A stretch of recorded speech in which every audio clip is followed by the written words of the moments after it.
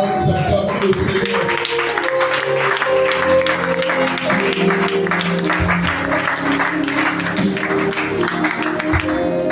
Alléluia. Nous voulons ce matin parler de Dieu. Continuer de parler de Dieu parce que c'est Dieu qui nous fait vivre. Parce que c'est Dieu qui nous rassemble. Je sens pas.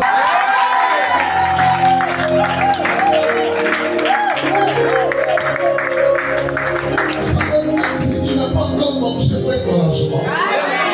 Même si la vie ne marche pas comme tu la souhaites, fais dans la joie. Parce que la joie ne dépend pas de ce que tu reçois. C'est l'Esprit de Dieu qui te donne la joie. Alléluia. Alors, depuis bientôt 3 semaines, je pense, 2 semaines et demie, nous sommes en train de parler sur les épreuves. Et ce soir, ce matin plutôt, j'aimerais continuer à parler sur ça jusqu'à la fin du mois. Je parle des épreuves parce que les enfants de Dieu que nous sommes, nous passons des moments compliqués, des moments difficiles, des moments qu'on ne peut pas expliquer, des moments qui dépassent notre entendement. Est-ce que réellement Dieu est avec moi? Des moments par lesquels nous passons et nous nous disons c'est comme si Dieu m'a abandonné. C'est comme si Dieu ne veut pas de moi. C'est comme si je ne prie pas. C'est comme si je ne jeûne pas. C'est comme si je n'adore pas le Seigneur, mais nous traversons les moments les plus sombres dans la vie. Je vais te dire, les épreuves, c'est un chemin obligatoire pour un enfant de Dieu. Les épreuves, c'est un chemin obligatoire pour un enfant de Dieu. Un enfant de Dieu doit passer dans les épreuves. Un enfant de Dieu doit passer par les tests. Un enfant de Dieu doit passer par les examens. Un enfant de Dieu doit passer par les compétitions. Doit passer par des moments là où Dieu doit tester sa foi. Là où Dieu doit tester sa volonté. Là où Dieu doit tester son engagement. Là où Dieu doit tester de quoi il est capable avant de nous donner ce que son cœur désire. Mon thème de ce matin, c'est la durée de l'épreuve. La durée de l'épreuve. À un certain niveau, on se pose la question, ça quelle durée? Mais nous voulons parler de ça ce matin par la grâce de Dieu pour le temps que Dieu nous donne. La durée de l'épreuve. Nous sommes dans Marc au chapitre 5. Marc au chapitre 5, nous lirons à partir du verset 25.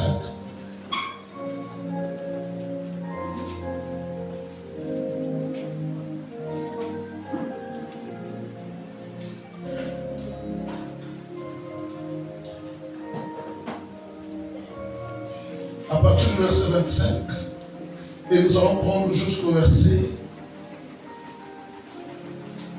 30. Marc chapitre 5, le verset 25 jusqu'au verset 30. Lisons la parole de Dieu dans le livre de Marc chapitre 5, le verset 25. La Bible déclare: Or, dehors là-bas, mettons-nous debout pour lorsqu'on fait la lecture de la parole de Dieu, s'il vous plaît.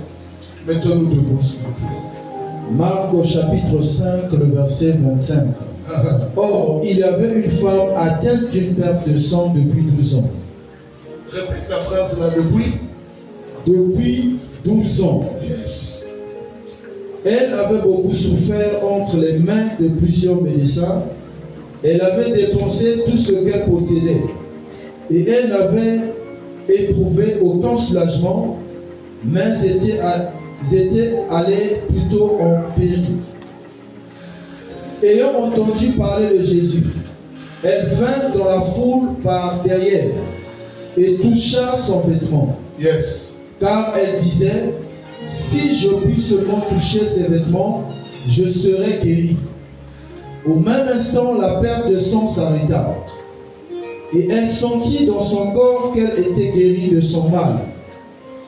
Jésus connut aussitôt en lui-même qu'une force était sortie de lui, et se retournant au milieu de la foule, il dit, qui a touché mes vêtements? Yes. Parole du Seigneur, Amen. On peut s'asseoir. La Bible nous raconte une histoire d'une femme. Une femme qui a souffert. La Bible déclare qu'elle a beaucoup souffert. Une femme qui a traversé les moments sombres de sa vie.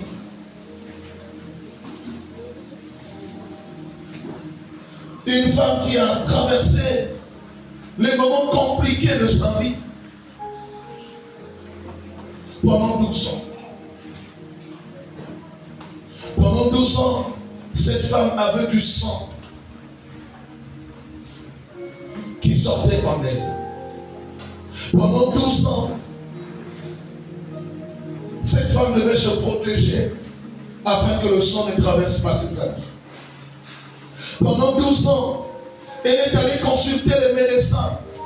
Elle est allée consulter les docteurs. Certainement, ils ont fait des échographies. Certainement, elle est allée consulter un gynécologue pour essayer de savoir, d'identifier qu'est-ce qui provoquait que ce sang puisse sortir hors des artères.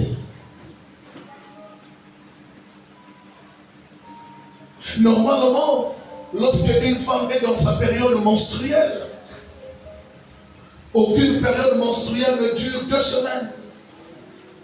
Aucune période menstruelle ne dure 1 mois. Aucune période menstruelle ne dure 2 mois. Mais cette femme a souffert 12 ans. Le sang ne faisait que couler en elle.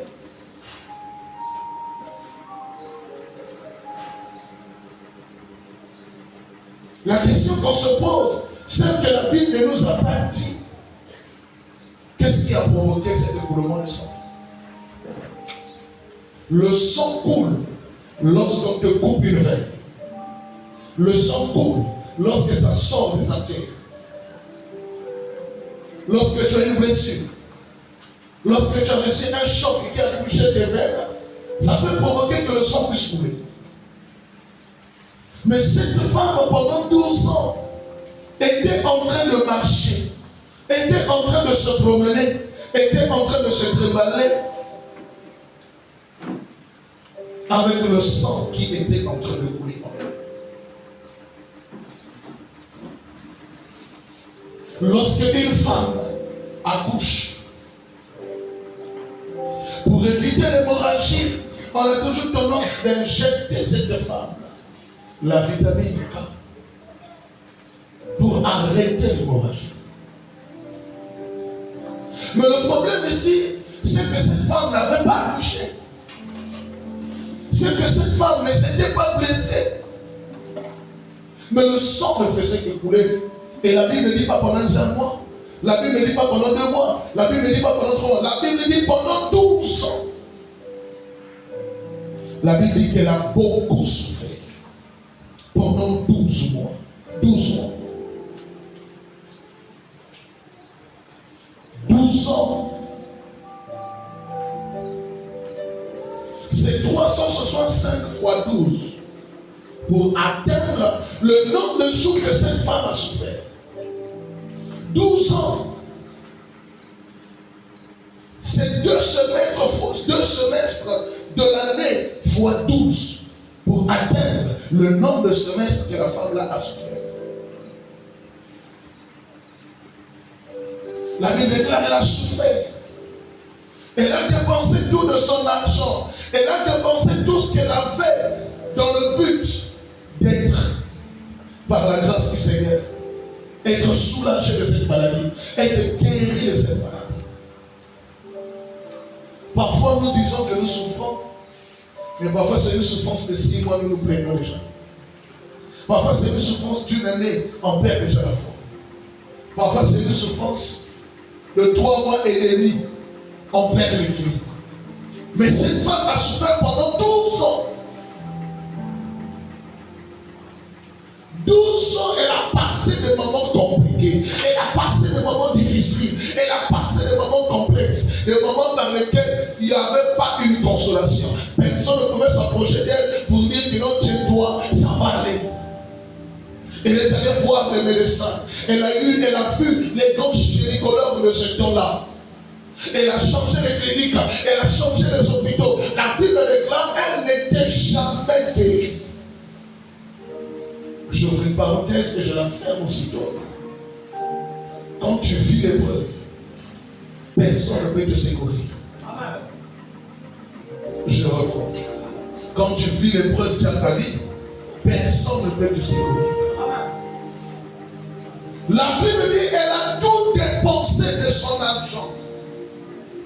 Mais malgré qu'elle a dépensé, elle n'a pas eu la guérison de ce coulement de sang qu'elle était en train de vivre.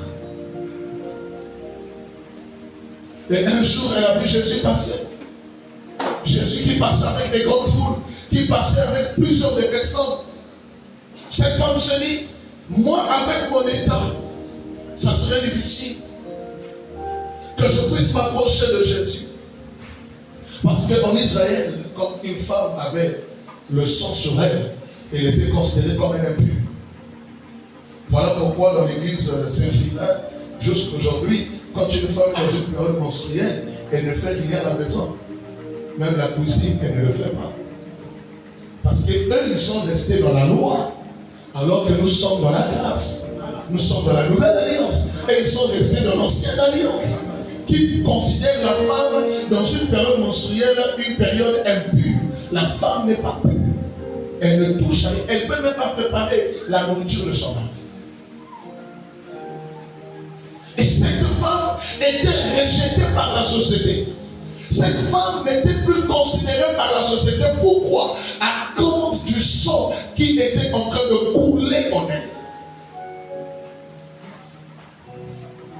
Jésus est arrivé et Jésus avait des grandes foules.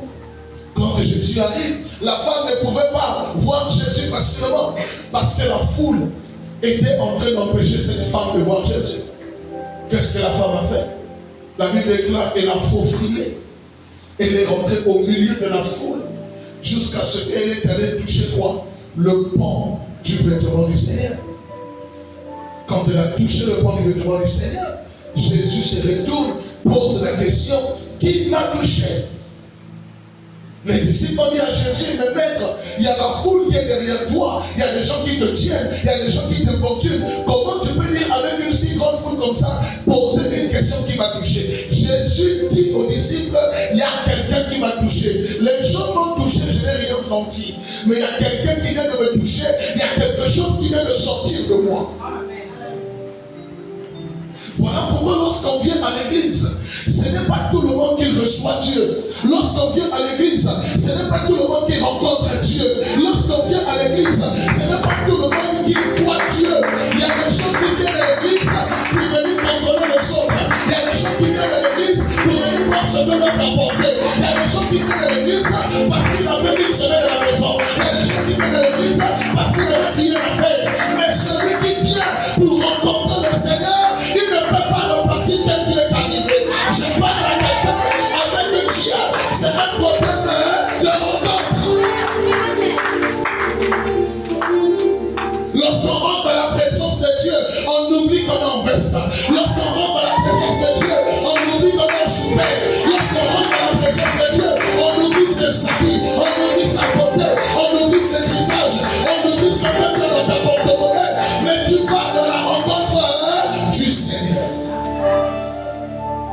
Jésus dit, il y a une femme, une personne qui m'a touché. Qui m'a touché. Cette femme prit le beurre. Elle-même, elle s'approche. Elle sort de la foule. Elle s'approche de Jésus. Jésus lui dit,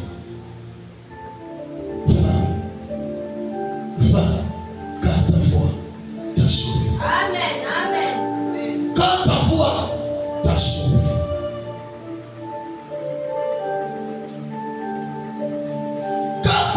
T'a sauvé. Ça veut dire que dans les choses de Dieu, et ça m'a quand même libre. Dans les choses de Dieu, c'est un problème de foi. Mais ce n'est pas mon terme de ce matin. L'épreuve, le fort parlera ça vers la fin du monde. Mais mon terme de ce matin, comme je l'ai dit, c'est la durée de l'épreuve.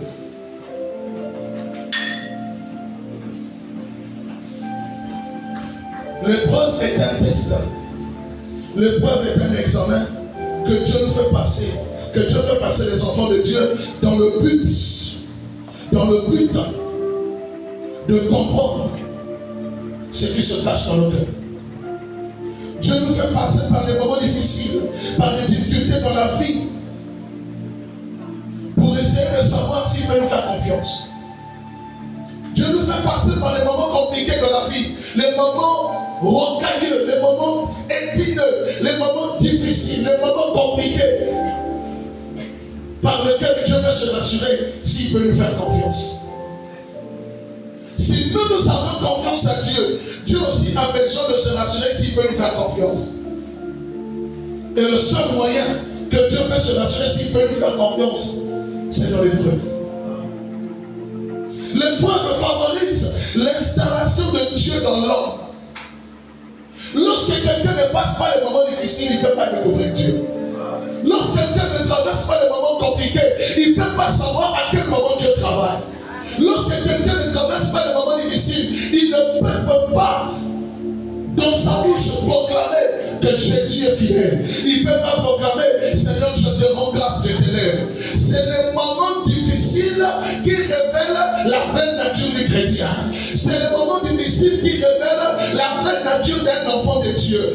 Écoute-moi, lorsque tu as l'argent, lorsque tu as le travail, lorsque tu as le foyer, lorsque tu as le voyage, cela ne prouve pas que Dieu est avec toi. C'est lorsque tu manqueras toutes ces choses, c'est là où Dieu va se rassurer si tu l'aimes. C'est ça.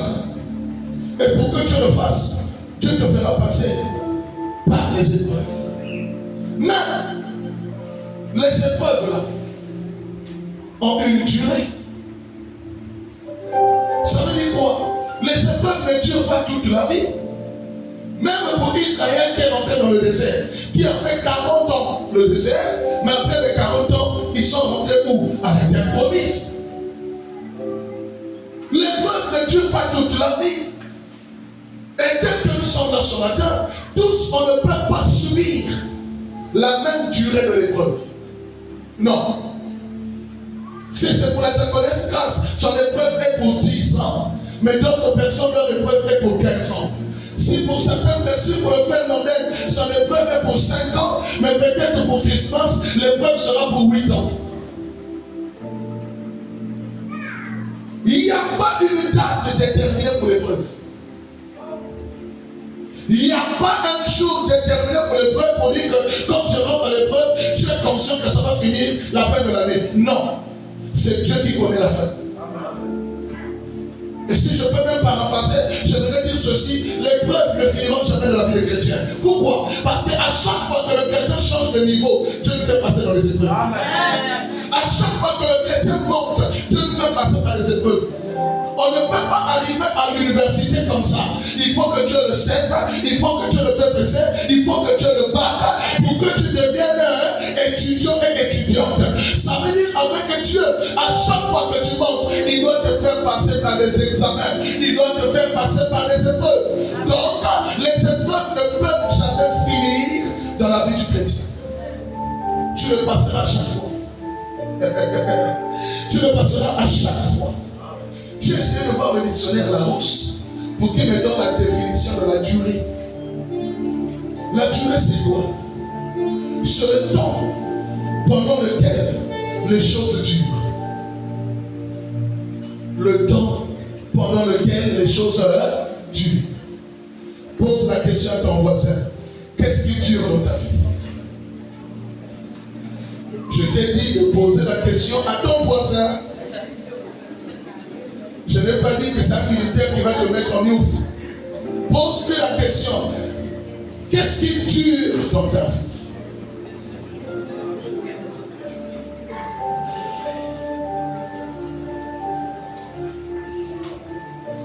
Christmas, j'ai demandé à Marie. Marie, tu as dit à Christmas, qu'est-ce qui dure dans toi? Lui aussi, il a dit, qu'est-ce qui dure?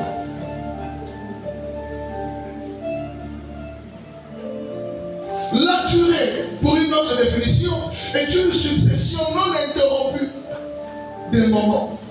C'est-à-dire, quand tu passes des moments difficiles, c'est une succession qui n'est pas interrompue, qui ne s'arrête pas. Quand tu passes des difficultés, tu te rends compte que ça ne s'arrête pas, ça continue toujours. Quand tu passes des moments compliqués dans ta vie, tu te rends compte que ça ne s'arrête pas, ça continue toujours. C'est ça qu'on appelle la durée. Une autre définition, c'est que la durée, c'est aussi la longueur du temps. La longueur du temps, c'est ça aussi qu'on appelle la durée. Et chaque épreuve qu'un chrétien vit, il y a une longueur du temps. C'est pour un temps fixé. C'est pour une saison. C'est pour un moment. Il y a quelque chose en toi que Dieu veut te donner. Il y a quelque chose en toi que Dieu veut t'adopter. C'est-à-dire que Dieu veut t'emmener. Il y a un endroit que Dieu veut te placer. Mais pour que tu arrives là, Dieu te fait passer par les épreuves. Mais cette épreuve a une durée qui constitue la longueur du temps. Spirituellement parlant, lorsqu'on parle de la durée de l'épreuve, nous parlons de la longueur ou du temps par lequel l'épreuve dure. La durée de l'épreuve, c'est la période, c'est le moment par lequel nous traversons, par lequel nous vivons, mais qui dure une certaine réalité. C'est ça qu'on appelle la durée. Alors, première question que nous allons débattre, et puis on va énumérer les points. Pourquoi notre épreuve dure?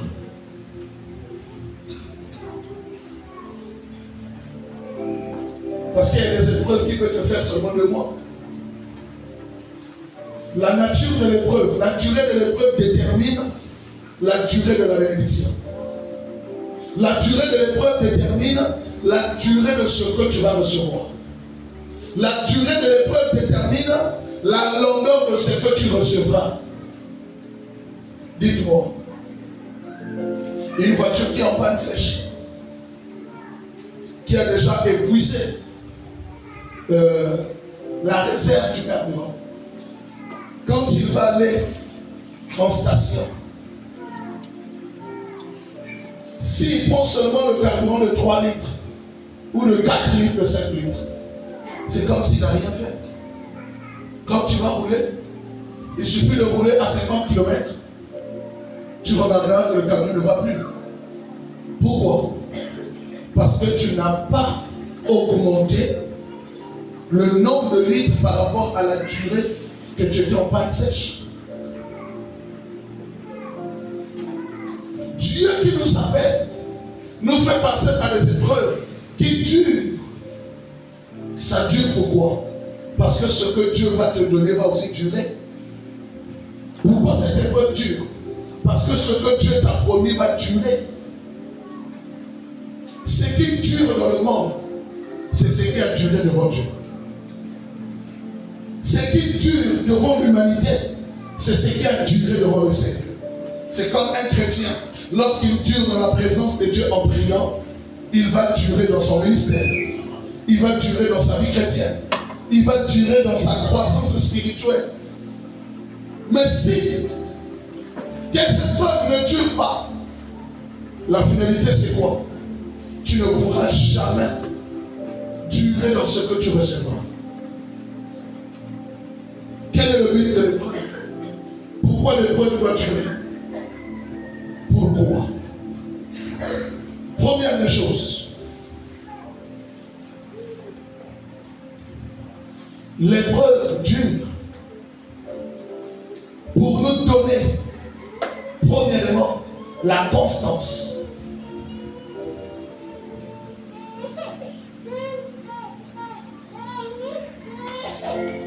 La constance. La constance, c'est quoi? La constance, c'est la fermeté de l'âme qui permet de résister à la douleur ou à la souffrance. Lorsqu'on dit que quelqu'un est constant, c'est une personne qui est ferme dans son âme. Lorsque quelqu'un est ferme dans son âme, cette personne, ça lui permet de résister à la douleur et à la souffrance. Donc Dieu te fait passer par les épreuves avec une durée dans le but de te rendre constant. Celui qui est constant, c'est celui qui est stable. Celui qui est constant, c'est celui qui ne bouge pas. Celui qui est constant, c'est celui qui ne change pas de position. Celui qui est constant, c'est celui qui ne laisse pas sa place. Celui qui est constant, c'est celui qui est toujours là où Dieu l'avait mis. Qui est toujours là où Dieu l'avait placé. Comme disait Habakkuk, je me tenais et je voyais et j'étais à mon poste. Habakkuk était à son poste jusqu'à ce que le Seigneur devait lui venir en aide. Résister aux difficultés quotidiennes, car le diable fera toujours que nous puissions perdre la foi. Vous savez, quand l'épreuve commence à durer, façon que tout le monde dans mon kutuba, qui mine que César, mon alléluia vous dit à vie. Nous avons un peu de bikia. Si Péline aussi, nous avons fait comme on a le monde. Papa, dans le monde, nous ne bien. Même si ça, je me connais des flashs qui sont là pour que vous puissiez culte, il y a des beaucoup de tissages. Oh, il est la façon comme que il va. Oh, il est la façon mais qu'il a séminaire. Oh, il est la façon mais qu'il a convention. Oh, ça fait pardon. Parce que quand on est manuscrit, vous avez même entendu la portée que vous faites bien. Toi qui viens prier, tu n'as pas ces choses. Elle qui ne vient pas prier comme toi, elle a ces choses. Est-ce que tu vas devenir constant? Est-ce que tu seras ferme dans l'épreuve que tu es en train de vivre? Donc que tu ignores même le nombre de jours que ça fera. Donc que tu ignores même la durée que ça fera. Job est resté constant dans l'épreuve. Job a tout perdu. Job a tout perdu. Bien aimé, le tout perdu de Job, ce n'est pas une histoire, hein? C'est une vérité. Hein? Ce n'est pas une histoire que les gens racontent. C'est une vérité. Il a tout perdu. Il a perdu ses enfants. Il a perdu ses richesses. Il a perdu sa femme. Il a perdu ses 3 compagnons. Il a même perdu sa santé. Mais la Bible déclare en tout cela, Job ne pécha point. Ça voulait dire quoi? Job était constant. Lorsqu'on est constant, c'est quelqu'un qui ne change pas de décision quand ça ne marche pas. Lorsqu'on est constant, c'est quelqu'un qui ne va pas de gauche à droite lorsque ça ne marche pas. Beaucoup de chrétiens abandonnent Dieu lorsqu'ils passent des moments difficiles. Beaucoup de chrétiens laissent le chemin de l'église lorsqu'ils passent des moments compliqués. Mais ce qu'ils ignorent, c'est que vous devrez passer des moments difficiles pour que vous soyez constant dans votre foi. Que votre foi ne faille point, que votre foi ne défaille point, mais que votre foi soit forte. Et la force de la foi, c'est dans l'épreuve. Et l'épreuve est là pour nous rendre constants. Pourquoi l'épreuve dure? Parce que Dieu veut te rendre constant. Dieu veut que tu ne bouges pas. Dieu veut que tu ne fasses rien.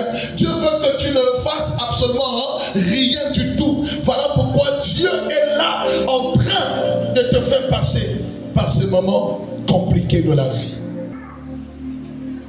Deuxième des choses. Pourquoi l'épreuve dure? Deuxième des choses, l'épreuve dure pour que Dieu nous rende fidèles. Fidèles.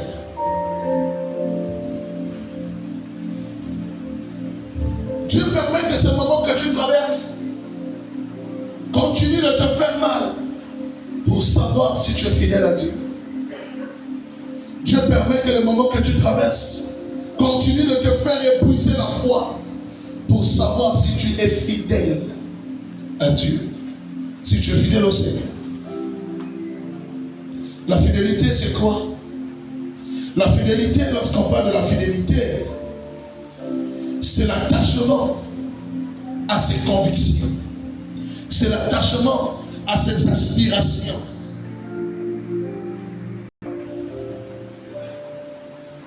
Cette personne est fidèle à Dieu. Voilà pourquoi ça dure. Pour que Dieu se rende compte que Dieu est fidèle à lui. Parce que beaucoup de gens rejettent la fidélité à Dieu à cause des souffrances de la vie. Beaucoup de gens sont obligés d'abandonner Dieu et d'aller même dans le monde, de repartir dans le monde, de repartir dans les choses qu'ils ont laissées, de repartir dans les choses qu'ils ont abandonnées, parce qu'ils ne veulent plus rester fidèles à Dieu à cause de ce qu'ils subissent et à cause de ce qu'ils rencontrent. Qu'est-ce que vous subissez? Qu'est-ce que vous traversez? Cette femme à la perte de sang a souffert pendant un bousson, mais elle est restée fidèle dans ses convictions. Elle est restée fidèle dans ses révélations. Elle est restée fidèle dans ses décisions. Elle est restée fidèle dans sa foi. Elle est restée fidèle dans ce qu'elle croyait. Parce qu'elle savait qu'un jour, quelque chose devait toujours changer. Un jour, quelque chose devait toujours se faire. Un jour, Dieu devait toujours le rencontrer. Même si quelque chose dure, ça ne change pas la fidélité de Dieu. Et toi aussi, tu dois pas changer ta fidélité envers Dieu. Parce que les chrétiens s'attachent à Dieu quand tout va bien. Les chrétiens s'attachent à Dieu quand tout marche bien. Mais lorsque ça commence à changer, on change le visage. On n'est plus fidèle à la parole de Dieu. On n'est plus fidèle dans sa marche chrétienne. On n'est plus fidèle dans son zèle, dans sa volonté, dans son engagement. Parce qu'il y a quelque chose qui ne marche pas. Dieu ne fait pas durer l'épreuve pour te faire mal. Mais Dieu fait durer l'épreuve pour découvrir ta fidélité. La Bible déclare Job est resté fidèle à Dieu. Job n'a pas maudit le Seigneur. Job ne s'est pas moqué de Dieu Tout-Puissant. Job n'a pas dit que Seigneur, je t'abandonne. Parce que toi, frère, ne donne pas, ça va te faire combien de jours. Alléluia. Il faut que tu restes fidèle au Seigneur. Parce que lorsqu'on n'est pas fidèle au Seigneur, c'est grave. Même si ça dure, même si ce que tu cherches ne vient pas, ça ne vient pas, c'est pour un but. Même si ce que tu pries à Dieu, tu ne l'obtiens pas, ça ne vient pas, Dieu sait pourquoi. Mais toi, reste fidèle. Reste fidèle. Beaucoup de femmes, quand leur mari passe un moment difficile, elles abandonnent leur mari. Elles sont hors du toit conjugal pour aller chercher l'argent afin d'emmener la nourriture à la maison dont l'homme mange à table, ne sachant pas qu'il mange le poison. La fidélité, c'est une denrée rare dans le présent siècle. La fidélité, c'est une vertu que Dieu nous donne. La fidélité n'est pas de ce monde, mais elle est du monde divin. Aucune personne ne peut rester fidèle à Dieu. Aucune personne ne peut rester fidèle à ses convictions. Aucune personne ne peut rester fidèle à ses croyances lorsque la vie ne marche pas. Lorsque la vie ne marche pas, on a tendance à repartir en arrière. Lorsque la vie ne marche pas, on a tendance à abandonner. Lorsque la vie ne marche pas, on a tendance à raisonner et à murmurer, à dire que Dieu m'a abandonné, alors que Dieu n'a jamais abandonné quelqu'un. Reste fidèle à Dieu. Ne perds pas ta foi. Ne perds pas ta crainte. Ne perds pas ton obéissance à la parole de Dieu. Même si tu manques un habit, même si tu manques la nourriture, même si tu manques de l'argent, même si tu manques la satisfaction de tes besoins, reste fidèle. Parce que Dieu fait passer l'épreuve dans ta vie, c'est pour voir ta fidélité, pour voir si tu l'aimes pour le bonheur, ou bien si tu l'aimes aussi dans ce qu'il est capable de ne pas te donner. On a vu ça à Pierre. Pierre, quand il a suivi l'épreuve dans la cour du Sanhédrin, on lui a posé la question, tu étais avec Jésus. Pierre était conscient que Jésus était déjà arrêté. Mais Pierre a renié complètement. Je ne connais pas le Jésus que vous parlez. C'est quel Jésus là? Je ne l'ai jamais connu. En face de l'épreuve, nous trahissons Dieu. En face de l'épreuve, nous abandonnons le Seigneur. En face des épreuves, nous oublions ce que Dieu est pour nous. Dieu n'est pas Dieu parce qu'il te donne le travail. Dieu n'est pas Dieu parce qu'il te donne le mariage. Dieu n'est pas Dieu parce qu'il te donne l'argent. Dieu est Dieu parce qu'il te donne le souffle de vie. Dieu est Dieu parce qu'il est le créateur du ciel et de la terre. Mais beaucoup des enfants de Dieu perdent la fidélité.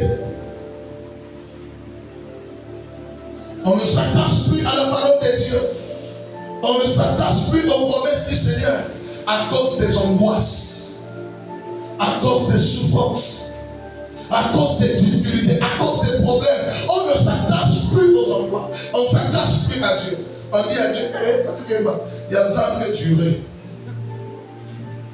Nous connaissons Satan, les gars connaissent Satan, vous l'avez connu, le même je le connais, le même je le basi Satana. Il y a un ami, non, il faut d'abord croire, il faut d'abord connaître que la danse à la manina. Et quand on a parole à Bénin, tu vas le croiser en route. Mais maman, on ne te voit plus. Oh, mes frères, on te voit bien. Ah, papa. Vous ne me voyez plus. Il y a la même chose que tu as pour jusqu'à quand? Il y a doit pouvoir sortir mon matin. Parce qu'il voit plus clair dans la vie. La vie lui tape.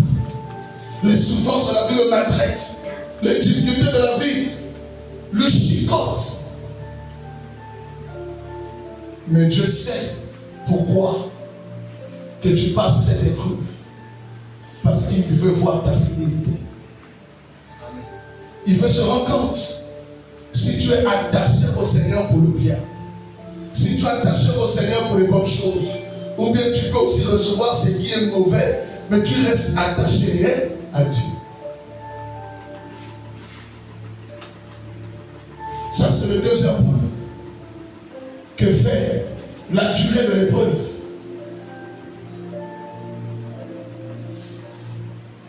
Le troisième point, pourquoi l'épreuve dure?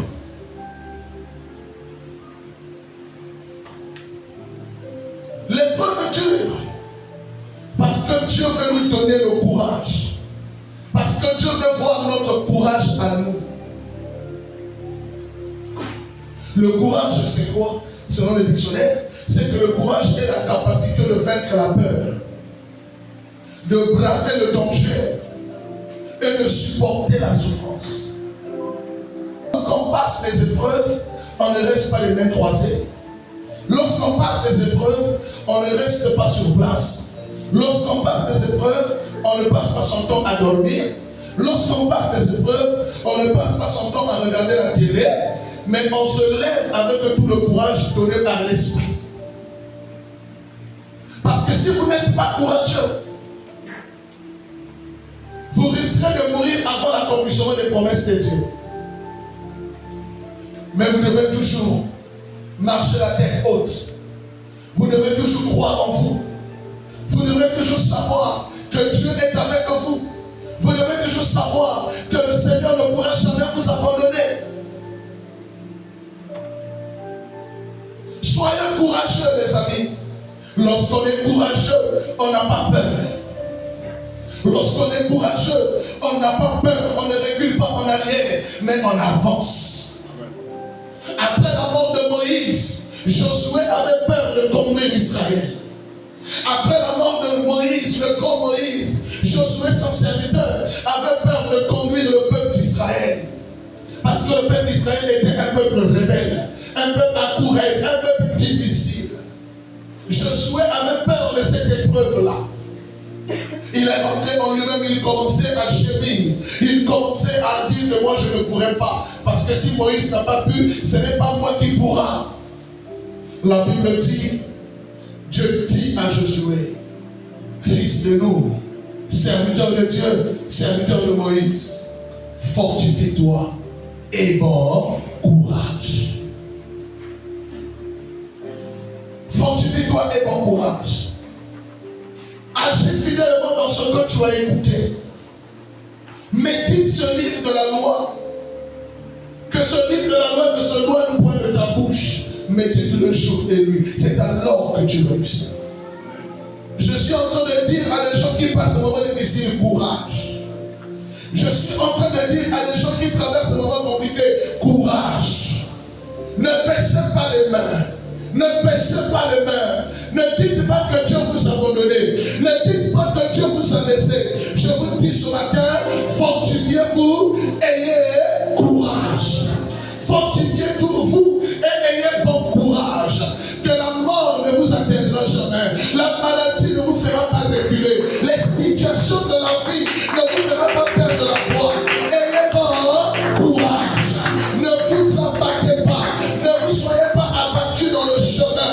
L'épreuve est là pour un but. Soyez courageux et ne soyez pas désembarrassés.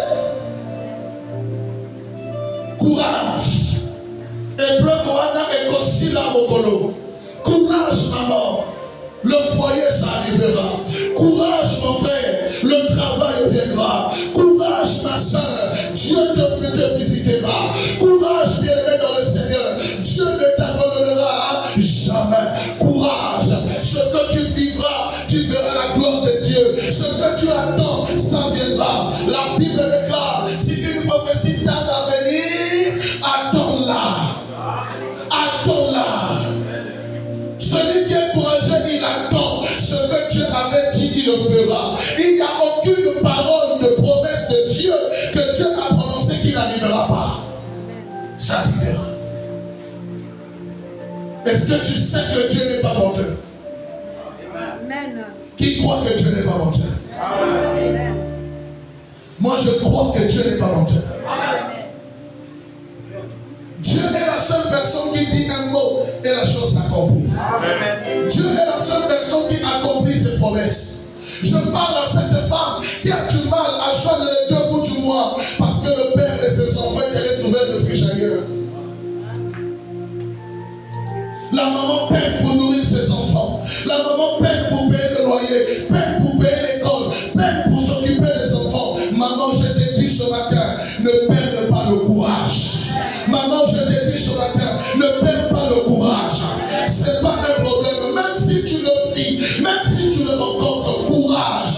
Donc Dieu sait. Si les hommes ne savent pas, mais Dieu sait. Si les hommes t'ont abandonné, mais Dieu ne t'a jamais abandonné. Courage à toutes les personnes qui mangent le riz le matin, qui mangent le riz à midi, qui mangent le riz le soir. Je te dis ce matin, courage à toutes les personnes qui cherchent le travail et le travail ne vient pas, qui sont découragés. Je vous dis ce matin, courage à toutes les personnes dans le chassé de la maison, qui dorment dans la rue, qui dorment dans les endroits, là où il y a des brigands, là où il y a des voyous, qui commencent à pleurer tous les jours. Je vous dis ce matin, courage à toutes les femmes qu'on a déçues par les hommes, toutes les relations que tu as trouvées, les hommes t'ont déçu. Il n'y a eu aucun homme qui a accompli ce qu'il avait dit. Je te dis ce matin, maman, courage. Courage. Biloko wana le bisayote. Biloko wana fatigué yote.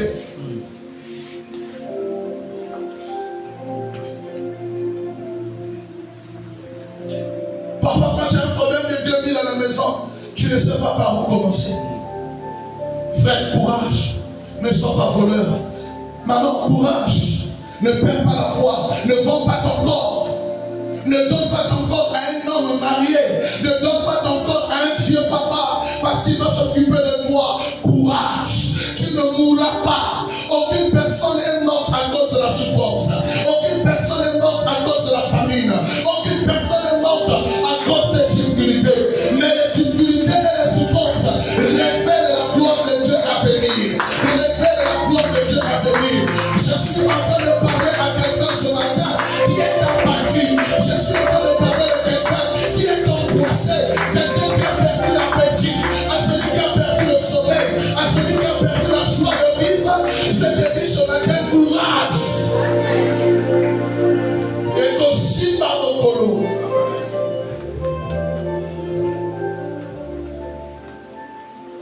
Ça va aller.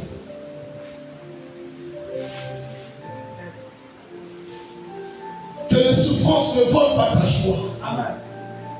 Que les difficultés ne prennent pas ta force, ne prennent pas ton énergie, ne prennent pas ta force. Courage. Amen. Continue de croire. Courage. Continue de prier. Tu n'es pas encore mort. Tu vis encore. Tu n'es pas encore mort. Tu vis encore. Tu n'es pas encore mort. Tu vis encore. Et tant qu'on vit, il y a de l'espoir. Tant qu'on vit, il y a de l'espoir. Dieu s'en fout de l'âge que tu as là aujourd'hui. Les promesses de Dieu n'agissent pas en fonction de ton âge.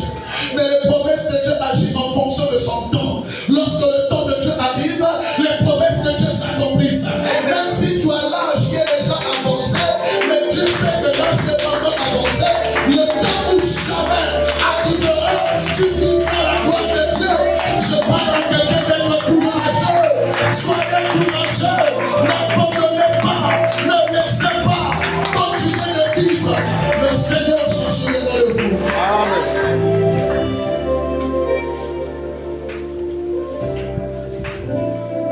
Tu n'as pas d'habits. Viens avec les mêmes habits à l'église. Personne ne te mettra dehors. Amen. Yes. Tu n'as pas de forme. Viens adorer le Seigneur. Donne ton corps comme une offrande agréable à Dieu. Donne ta vie comme une offrande agréable au Seigneur. La Bible déclare que semble le cœur élégant. Sois courageux, mon frère. Sois courageuse, maman. Tekata Bakala. Vends même le charbon. Vends même les pastèques. Vends même les avocats. Ne reste pas à la maison. Parce que dans l'épreuve, on doit manger. Dans l'épreuve, on doit continuer de vivre. Israël était dans le désert. Malgré qu'ils étaient dans le désert, ils mangeaient. Tu dois t'armer de courage. Même si la vie que tu mènes n'est pas celle que tu souhaitais. Même si la vie du foyer que tu vis aujourd'hui n'est pas celle que tu rêvais. Parfois tu te dis, est-ce qu'il y a un moment où on a mis une femme sur ce lac? Dans la main, on a payé.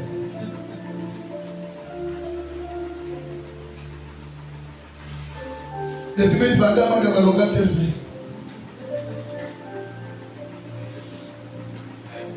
Papa, Iyo.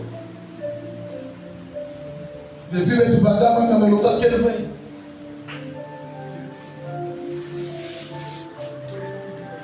Le monde est côté à la chaîne de lui-même, on a un modèle. On a un modèle aujourd'hui.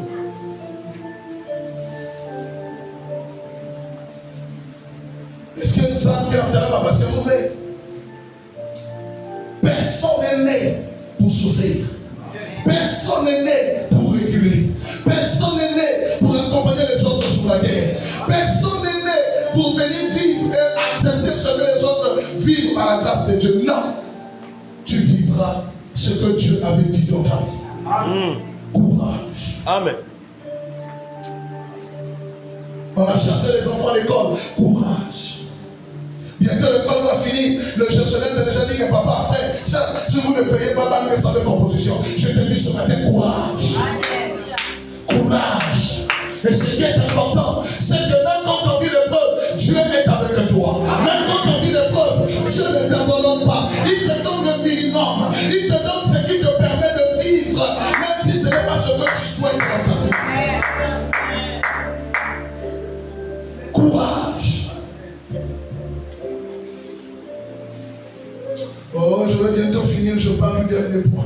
Amen.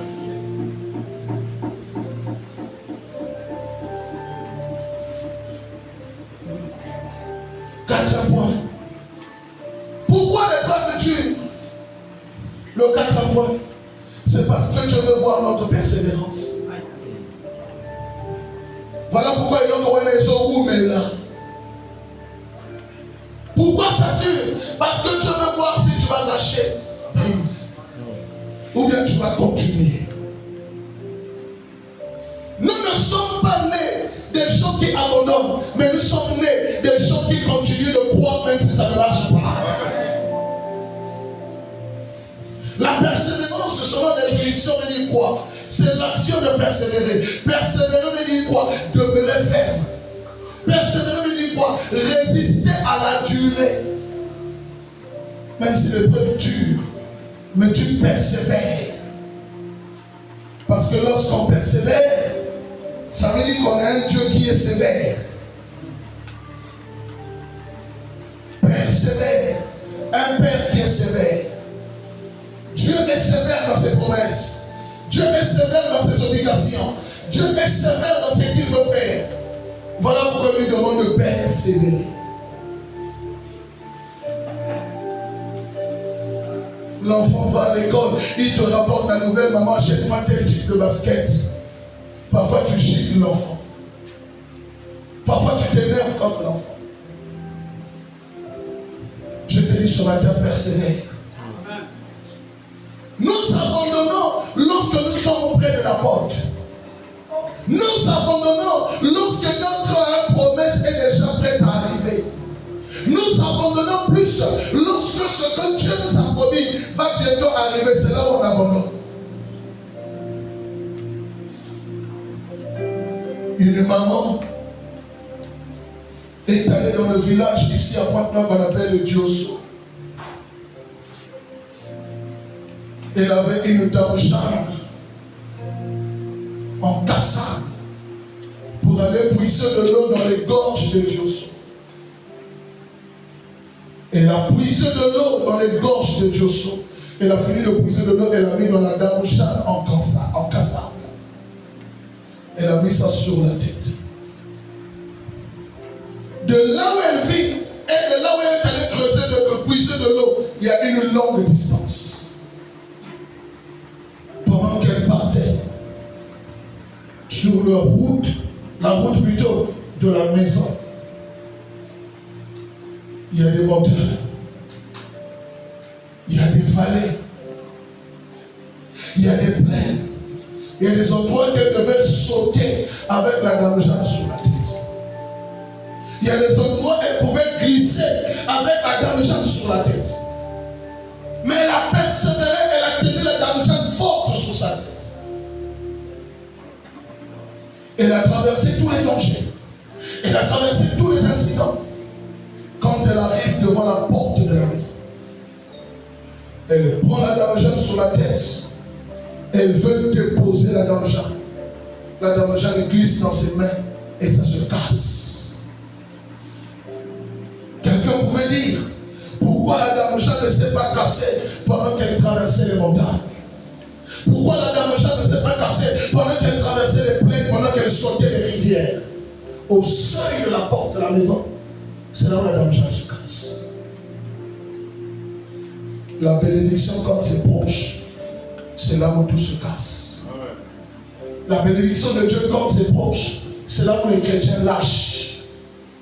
Quand ce que tu as demandé pendant des années, ce que tu as prié pendant des mois, ce que tu as demandé pendant des, je ne sais pas, des semestres, lorsque Dieu veut maintenant te donner ça, quand tu es à la porte, c'est là où tout se casse. Voilà pourquoi Dieu nous demande de persévérer. La Bible est là, celui qui va persévérer jusqu'à la fin. Le bonheur, ce n'est pas de persévérer seulement, mais d'arriver jusqu'à la fin. Et qui n'arrivent pas jusqu'à la fin de leur vie, en train de continuer de croire, en train de continuer de prier le Seigneur, en train de continuer de voir ce que Dieu est capable. Persévère jusqu'à la fin. On ne doit pas abandonner malgré les difficultés. On ne doit pas laisser malgré les difficultés. Même si ça tue, même si c'est compliqué, persévérer. Et là, il faut persévérer. Tant que le monde peut te donner que Dieu ne peut pas te donner. Tant qu'on ne te critique pas, tant qu'on ne se moque pas de toi, tant qu'on ne parle pas de toi, ça veut dire que Dieu n'est pas en toi. Mais tu dois persévérer. Pour qu'un jour, que tu puisses avoir une histoire que tu vas raconter. Pour qu'un jour, que tu dises à tes enfants, que tu dises à tes frères et à tes soeurs, que Jésus est fidèle. Maman, persévère. Ton mari trouvera le boulot. Maman, persévère. Ton mari va toujours t'épouser. Maman, persévère. Ta belle famille t'aimera toujours un jour. Maman, persévère. Tu n'es pas encore morte, tu es encore en vie. Le Seigneur agira dans ta vie. Mon frère, persévère. Ne lâche